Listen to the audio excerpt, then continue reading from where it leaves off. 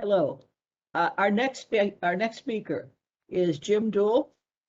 He is with Black and Veatch and is a tremendous player, as is Black and Veatch, as Executive Vice President of the Global Conventional Generation.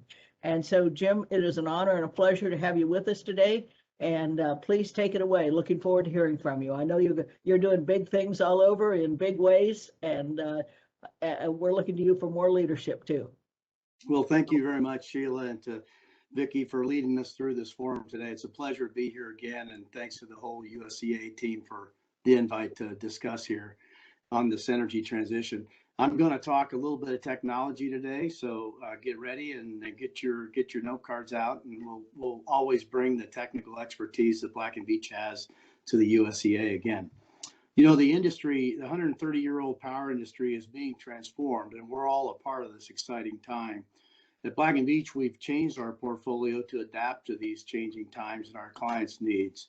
To enable the transition, we've called it repowering the power industry. We've repowered our power business to be broader in renewables and distributed energy, and we've introduced a focus on smaller transmissions and distributed solutions. We're actively engaged in hydrogen as a clean fuel alternative for power generation. And utilities today must balance their strategy, not only between new assets, operating assets, but between CapEx and OpEx spending. There's affordable solutions for both, and we're working with a lot of utilities on the best investment strategy and timing. At the same time, the rules of the games are changing. Commercial and industrial customers who have set their own ambitious net zero commitments are actively engaged now more than ever in determining their decarbonization power needs. There's a greater need for integration among generation, transmission, distribution, infrastructure as renewables further integrate into the grid. Battery storage, intermittency issues, advancements in hydrogen and distributed energy are now the drivers of reliability, resiliency, and sustainability. Before we talk about what we're seeing, let me just give a quick introduction to Black and Veatch for some of you that may not know us as well. Dominique, you want to put the slide forward? Thank you. So we're a $3 billion employee-owned organization, been around for 100 years, and we have 10,000 professionals working at 100 different locations around the world. We've designed, built, maintained critical infrastructure, networks, and systems in the area of power, oil and gas, telecommunications, and water for an increasingly diverse set of clients. From governments to utilities, commercial enterprises to startups, we work across the disciplines to deliver the project outcomes that our clients need. Okay, next one. The immense challenges of 2020 have amplified the need for reliable and resilient critical infrastructure. COVID-19 has made power, water, natural gas, telecommunication services more essential than ever. President Biden's infrastructure plan, as well as weather and wildfire events, have created further changes in the trends that drive our industry. In addition to his clean energy plans, President Biden recently convened 40 world leaders in a virtual climate summit intended to demonstrate renewed American resolve to fight this climate change. He's pledged to cut the U.S. greenhouse gas in half by 2030. And our Megatrend report that Black and Veatch publishes yearly surveys inputs across the industry leaders from power, water, telecommunication, C&I, and manufacturing industries. The report examines 3 megatrends that are setting the stage for utility transformation over the next decade. First, utilities have long had an eye toward more efficient and sustainable operations, but the era of climate change is creating new challenges by forcing utilities to adapt faster than ever, even as they remain constrained by increasingly extreme weather events, regulatory structures that trail these market shifts. Yet utilities continue to announce, such as Charles did with AEP, the ambitious decarbonization goals outside of regulatory directives, illustrating how non-traditional market drivers are leading this transformation. Secondly, reliable service is core to every utility's mandate. but achieving it is becoming much more complex in the face of aging infrastructure, retirements, and climate events. Utilities struggled with extended outages from these storms and wildfires, while water utilities continue to face more extreme, less predictable supply challenges. And finally, leveraging the smart infrastructure to enable data-driven operations still remains a work in progress, as only a few early adopters have really operationalized data in a significant way. But bolstered by new solutions from new third-party vendors, a growing number of large IOUs are starting to make major commitments to use data to transform their operations, even as they remain challenged by budget constraints, competing priorities, and regulatory hurdles. Each of these megatrends is leading for opportunities for the emerging technologies to come forward. Okay, next slide. Get into a little bit more technologies. When we drill down further into these solutions, we see three groupings currently: low carbon, zero carbon, and next generation. The move to net zero and the decarbonization trend requires solutions across all these technologies. While many of the solutions in the low carbon group are continuing to evolve and become more efficient, there's competing solutions for our customers to consider that are specific to their needs. And some customers are fast forwarding or even skipping some of the solutions into the next generation solution. And I want to talk about a few of these now. There remains a need to have a balanced energy portfolio as we work through the transition and even in the future with the next gen solutions. That's the concern of many with the question, how to achieve and how fast can we get there? Let's go to the next one. Many have put pen to paper for the goals, but few have defined how they get there. Regardless of your timing, the entire industry is talking about the future of decarbonization. We're seeing a tremendous effort here in the United States to define the requirements, regulations, and economics to further the decarbonization effort. We know that the past solutions that we've seen successful in the industry will be part of this future technology. Black & Veatch believes there must be multiple components to support the goal. First and foremost, there's got to be innovation from a technical solution. Our industry has proven with generation solutions it can innovate and develop advanced solutions to technology. Secondly, the industry must bring the capital costs down with the next generation of technology. We know that the supply chain solutions are needed, and scale on large projects will be a challenge for the industry. And third, we need regulatory support. We talked about it in this forum, and in the past, credits, taxes on carbon, or other means provides additional incentives for the industry. Regulators do have the means necessary to push decarbonization forward, and it needs to be part of the solution. Several factors come into play with achieving increasing levels of decarbonization. We see the components in the circle, and they vary depending on whose slide you look at. But at the center is hydrogen, and I want to drill into that a little bit more in the coming slides. So how do we get there?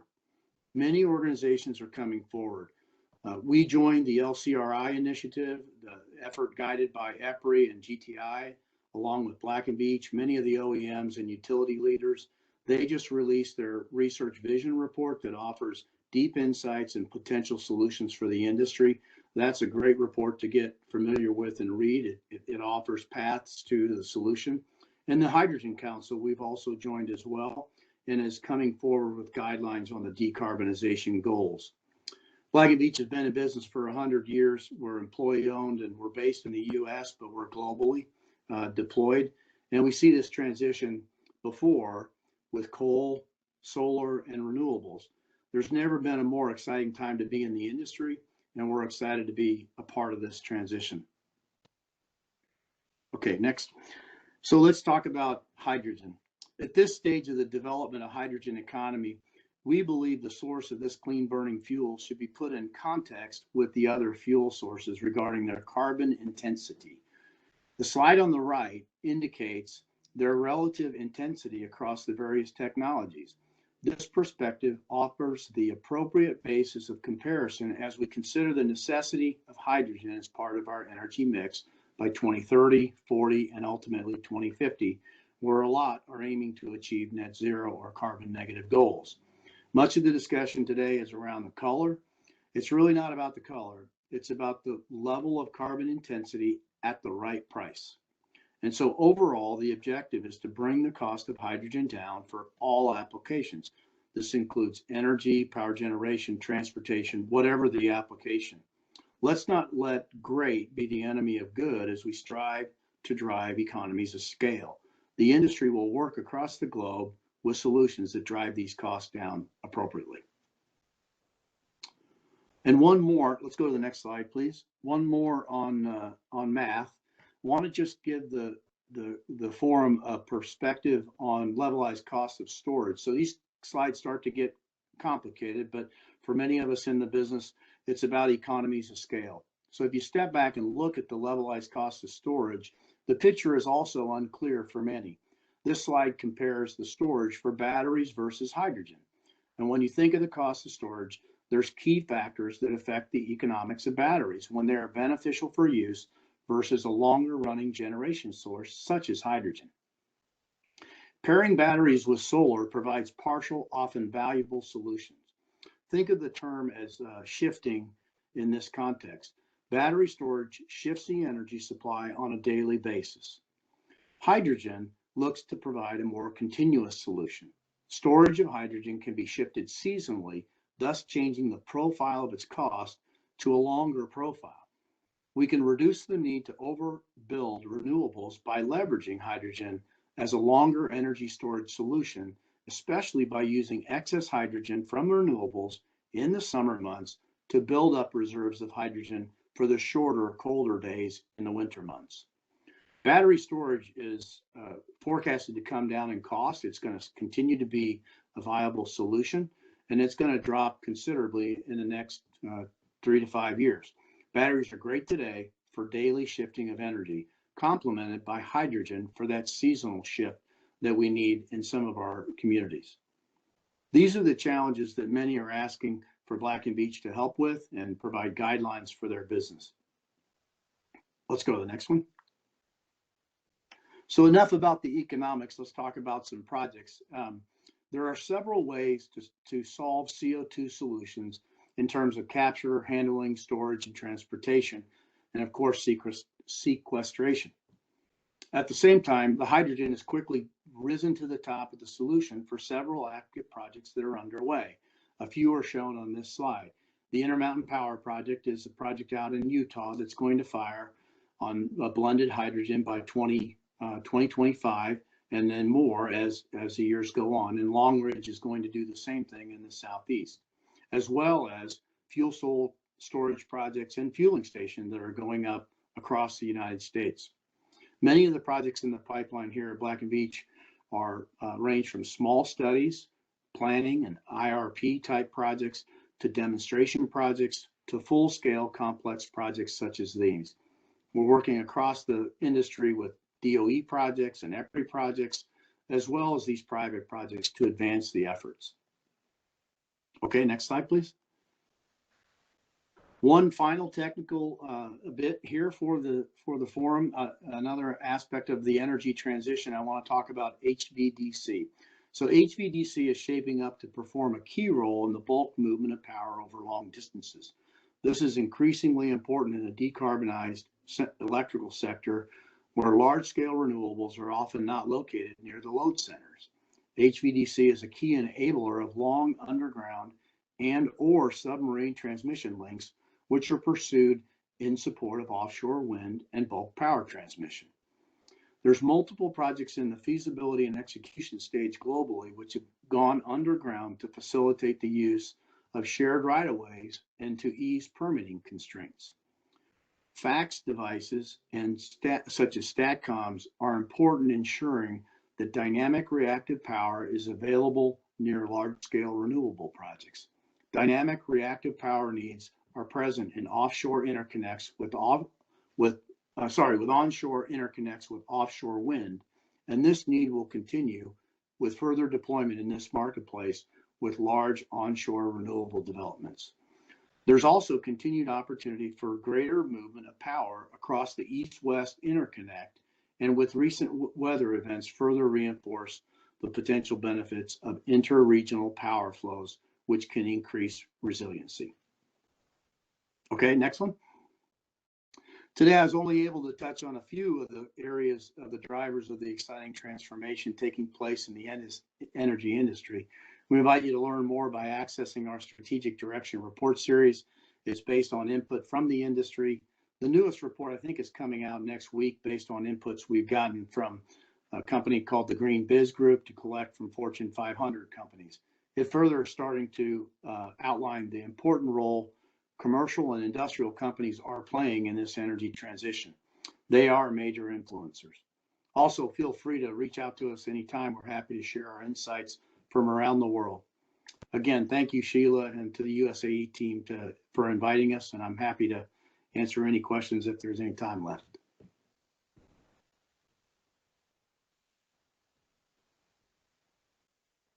Brilliant engineers to out enough brilliant engineers to supply the needs that a Black & Veatch has for the future in all these incredibly complex,